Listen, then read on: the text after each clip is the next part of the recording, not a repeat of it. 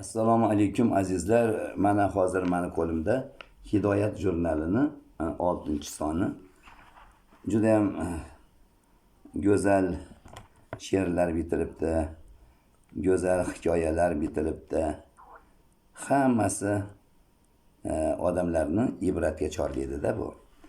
Bu yerda Zomon tumanidan Saidovali Tojiboyevni iymon mustahkam bo'lsa degan she'ri ham menga juda yoqdi.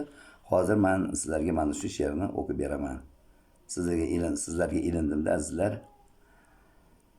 Iymon mustahkam bo'lsa, doim haq yo'lda qolar. Elga yaxshilik qilar. Haqiqiy inson bo'lar. Iymon mustahkam bo'lsa. O'qir 5 vaqt namozin, mayin qilar ovozin. To'g'ri tortar tarozin, iymon mustahkam bo'lsa. Ro'zasin qazo qilmas, nafsiga hech qul bo'lmas, harom luqmani yemas, iymon mustahkam bo'lsa. Yomon yo'lga yurmaydi, shayton yo'ldan urmaydi, kayfu safo surmaydi, iymon mustahkam bo'lsa. Boy bo'lsa berar zakot, qilar xayr sadaqot, tilda zikr salovat, iymon mustahkam bo'lsa. Yaxshilar bilan yurar, ilmdan suhbat qurar, ko'p tinglab kam gapirar, iymon mustahkam bo'lsa.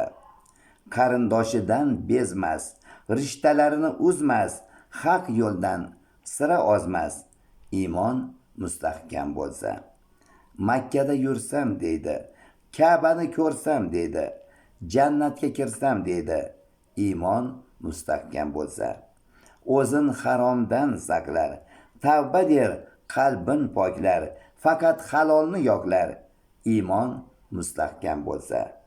Kim haq deb cheksa zahmat, boshiga tushmas kulfat, Said Vali der rahmat, iymon mustahkam bo'lsa. Azizlar, Saidovali Tojiboyevga sizlarning nomingizdan, o'zim nomidan juda katta minnatdorlik tuyg'ularini bildiraman, chunki juda ham bu maqbul she'rda, bu juda ham hammani yaxshilikka chorlaydi azizlar. Kimda kim mana shundan 10 tadan bittasi ham quloqiga kirib qolsa, mana shu odamga, insonga savobi yozilaveradi. Shuning uchun Allohim bizni iymonimizdan ayirmasin. Iymonimiz salomat bo'lsin. Doimo sog' bo'laylik, salomat bo'laylik. Doimo ezgulik ishlar sari oshiqaylik. Ana shundagina Alloh bizdan rozi bo'ladi azizlar. Sog' bo'linglar, salomat bo'linglar.